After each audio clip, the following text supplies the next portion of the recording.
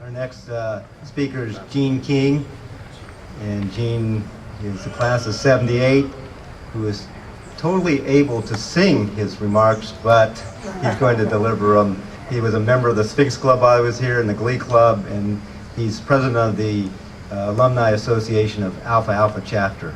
Gino.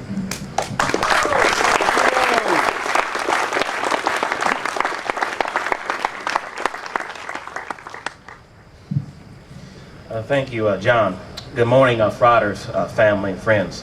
When Pachter asked me to speak on behalf of the Alumni Association and the 70 era alumni, I was flattered and honored. I've been blessed to be associated with the Alpha Alpha Chapter of the TKE since the spring of 1974. It was during my honor scholarship visit here that I had mentally committed to pledge that following fall. Speaking on behalf of the 70s era alumni is a grand charge, since many consider those days the glory days of Alpha Alpha. Our house at 607 South Grant was brand new. Our pledge classes were large. Our membership in the house numbered in the 60s. We had great luxuries like air conditioning and stereophonic music. My pledge class was over 20 in number, and we came from as far away as Greece and were as down to earth as pig farmers. And my PBs liked me well enough to elect me pledge class president. We lived the philosophy of AFA, great academics, great fun, and great athletics. There were many memorable accomplishments during that era, and I'd like to just touch upon a few of those, so bear with me. We shocked ourselves, but knew we could do it when we led the campus in grade point average in the spring of 1975. We had a productive and welcome parents club that met regularly and kept a pulse on the house functions, and they contributed to our success. We shocked everyone when we defeated the entire campus in IM cross country, placing 1st, 2nd, 3rd, 5th, and 7th. I didn't run that day. The class of 1977 probably holds a record for the number of attorneys, judges, and physicians that they produced or graduated. I was visiting my pledge brother John Carezzi down at the radio station when the AP ticker kicked out that Patty Hearst had been arrested. I still swore with pride over my pledge brother Matt Winnikin, who's a professor at the University of Michigan now, when he became an All-American in cross country and also was a Rhodes Scholar finalist. I learned to love jazz during that period of time, and we all just reveled in the blizzard of 1978. Our house cooks at the time, Zola, Nettie, and Leona Mitchell, prepared grand sit-down meals. We had house water fights that had waterfalls cascading from the upper stairs down to the lower levels. We had the Paradise Bar and Grill, whose proprietors, Vic Melchior of 77 and Ed Menzo, who was the general manager of 77, they had happy hours, they had carry-out window, and we had great fun then. We also had great leaders, and many that were not afraid to step up in the time of need or when duty called. And I'd like to right now publicly acknowledge 2 of those who gave back to their fraternity in the time of need.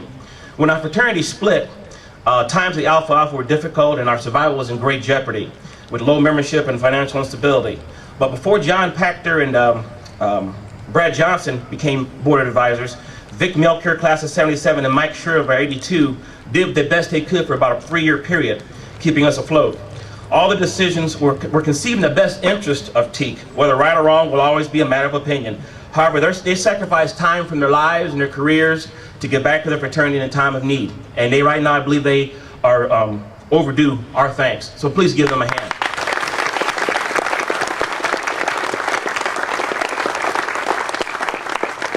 And Mr. Cherva is with us here today. Would you raise your hand again, please? Mike Cherva, thank you. My pledge brothers, Steve Zyder and Bruce Terry, were president and treasurer for 2 consecutive terms, and our house was never stronger. In 1977, I encouraged old man Zyder, as I called him, that we should go visit Frater Richard Banda, Alpha Alpha #1, who lived right down in Jenison. We had a nice visit with him and his wife, but at that time, we didn't really fully realize the impact that his life was on the TKEs and also on Wabash College. This week in the Malcolm X Institute is honoring John Evans, a class of 1908, who was the first black graduate of Wabash. Our archives contain several letters between Dick Bana and John Evans, dated 1940-41. They contain topics of when John Evans was being honored for his long educational career in the St. Louis school system, and Richard Bana at the time was serving as public director of Wabash College. And at that time, he was encouraging Mr. Evans to give to Wabash, and Mr. Evans did that. To me, this is a grand evidence that from the beginning of Alpha Alpha, we've had a long tradition of giving back to Teak and Wabash and working with the diversity of peoples, a blueprint of Alpha Alpha today. I'll do my best to follow those fine examples. And John Pachter asked us to give items to the trophy case, which is filling up pretty good. And what I'm going to be doing is giving a party jug from 1970s, a couple of glasses from my 50th anniversary, and also from homecoming October 8th, 1978. And the last item is one that I have cherished highly for only a few years. Now, he went about 10 minutes himself.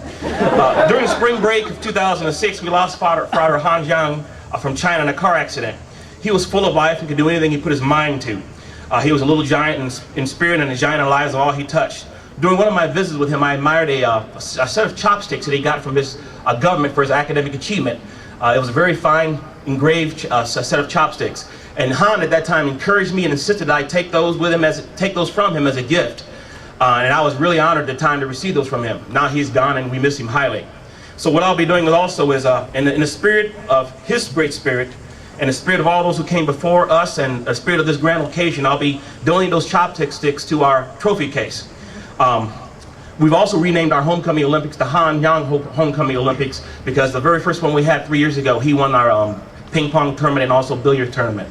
And it is my prayer that this donation will permit past, current, and future brothers to know Han's story and his great spirit, a spirit that is so alive today. And to all you undergraduates, these are your good old days now. Enjoy them.